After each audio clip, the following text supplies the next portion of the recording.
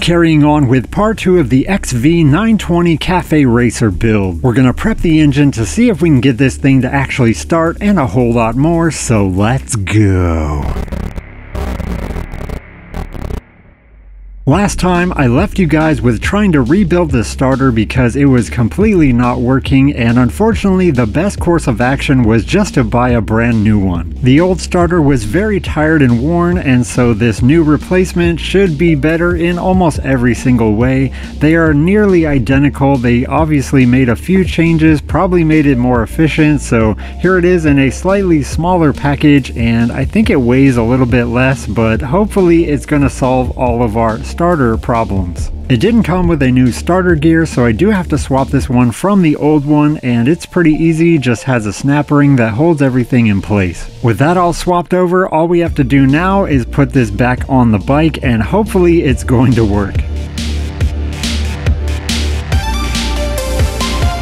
Now, to install the new starter, I do unfortunately have to remove the left side engine cover. I've never replaced a motorcycle starter. I've only done cars before, and those have a nice plunger, so the plunger comes out of the starter and engages the flywheel, but that's not the case on this bike. I'm not sure how they do it on other bikes, but I have read that this starter mechanism is not the greatest design. I'm not too bothered by it at this point because I have to remove this engine cover anyway because it was leaking oil and it was missing some bolts, so it needs some attention anyway. It wasn't too hard to finally get this cover off, and I was happily surprised that it did look pretty clean in here, and you can see the crazy starter mechanism, and here's the magnet with some little chips on it, but I'm not too concerned about that. Now that we have access to the left side of the starter, we can move on to the right and finally bolt it in there. Even though the new starter is slightly smaller, all of the bolt holes line up correctly, and it was very easy to install and just torque it down, and it is solidly mounted. Now that I have access from the left side, I can reinstall the starter gear retention ring. As you can see, there is a little loop in the ring that dovetails into the engine casing, and that prevents the ring from spinning around. Now that we have the starter completely installed, we can move on to precariously trying to stack these gears and the Bendix system all back in the way it went, and it took me a few tries, but I eventually think I got it correct. Now that we have our brand new starter installed, all we have to do is throw on this cover and then move on to all the other checks we need to make before we attempt to start this engine for the first time in a long time.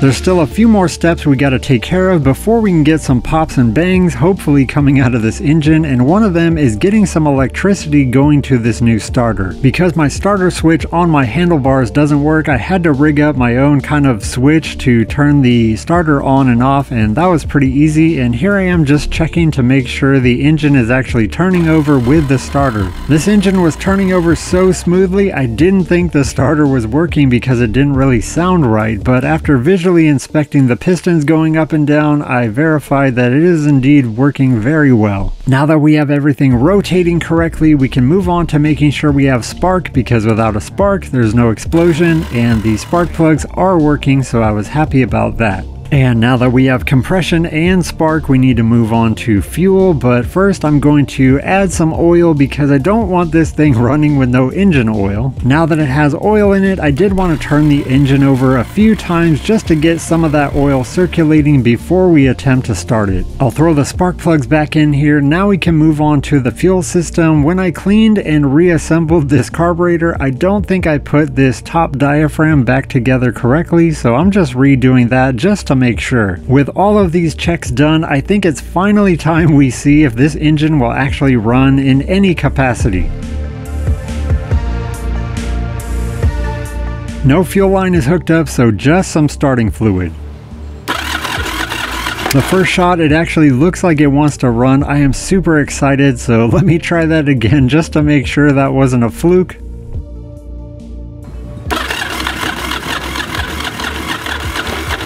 I honestly can't believe it, and this thing is rearing to go just off some starter fluid.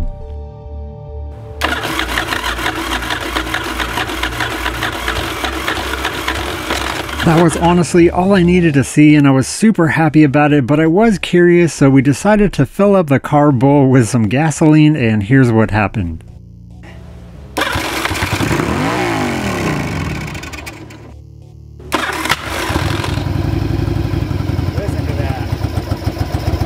I accidentally left it on full throttle and this thing roared to life, and I was so happy about it. This engine actually runs.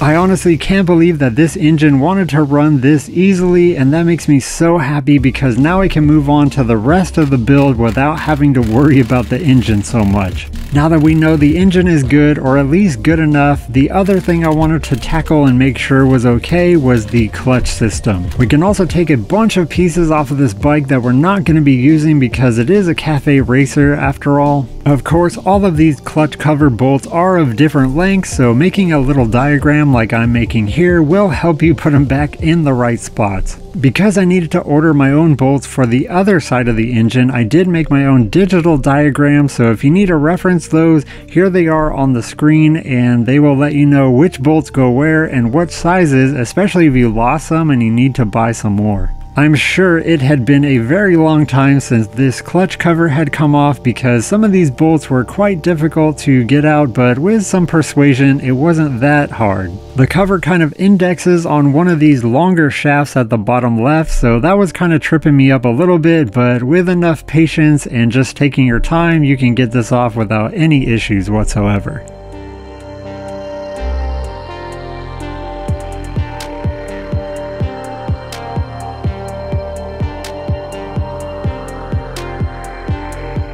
After finally getting this cover off, I was pleasantly surprised, just like I was on the left side, that all of the components in here look very clean and nothing looks messed up. I was very happy to see that. My main concern was with the clutch here because it didn't seem like it was working, but my friend who knows a lot more about motorcycles said most likely it was just sticking, and if you just kind of work it around a little bit, you can get it going again. Which is exactly what happened, because over time these things are just sitting there and they get stuck together, so they just need a little bit of assistance to start spinning again, and as you can see, the clutch is actually working again. I probably honestly could just use the clutch, but since we're already in here and everything's apart, let's go ahead and do a rebuild on it. I've already bought the clutch pads and new springs. And as you can see, these pads are a little worse for wear. They're definitely hard. They're supposed to be somewhat spongy because it's like a cork material, but these are very tough, so it's time for a rebuild. I'm also inspecting all the teeth on the basket and everything seems super smooth. Now that we've verified the engine is working okay, the clutch is kind of sorted out, we can move on to the rest of this build, which is mostly at this point just disassembly. Because we are going to be replacing a lot of these parts and repainting them or just completely removing them, we do have to do a bit of a teardown. The next step is to completely remove this rear subframe, but there are a ton of electrical connections, and because I'm going to be reusing most of them, or some of them at least, I am labeling them as I go.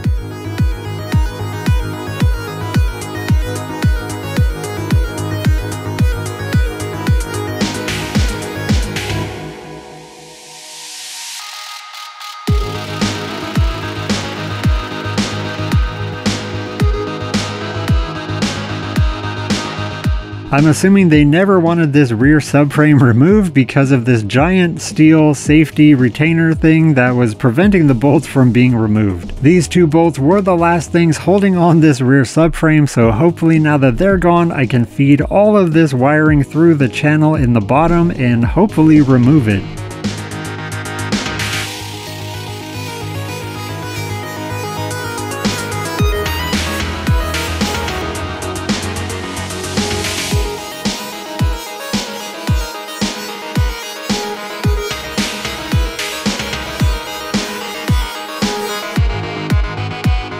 Now that we finally have the rear subframe removed, let's check our progress and see how we're looking right now. And as you can see, this bike is looking very different than when we first started, and we are making very good progress, and I'm super happy about it. Just with those front pedal bars and the rear subframe removed, it's already looking way more like a cafe racer.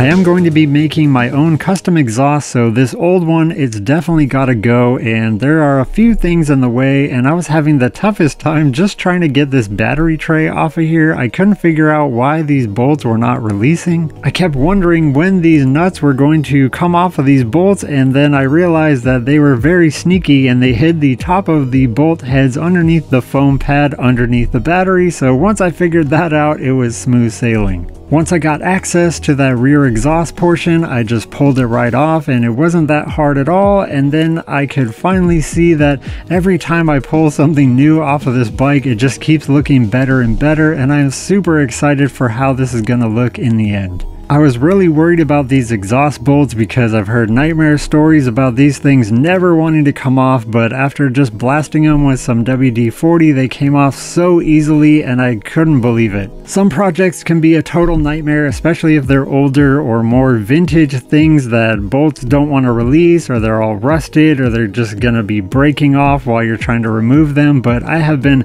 very blessed with how this bike has been treating me so far. Everything has just come off very easily, and I couldn't be more thankful for that. We're making great progress on this project, and it is going by actually pretty quickly, a lot faster than I even imagined, and I am super happy about that as well. Although don't get me wrong, we still have a ton of progress to make and a ton more work to do if I'm going to make this Cafe Racer look anything like how it is in my mind. I'm still waiting for my clutch rebuild kit to come in the mail, as well as a bunch of other parts. I have been ordering parts like a madman, and the next episode we're going to have to tackle the front forks and the rear shock. As always, I want to thank you guys so much for watching all the way to the end. I really appreciate it. Let me know what you guys think of the build so far. Are you excited to see the progress? Stay tuned, and I will see you in the next one.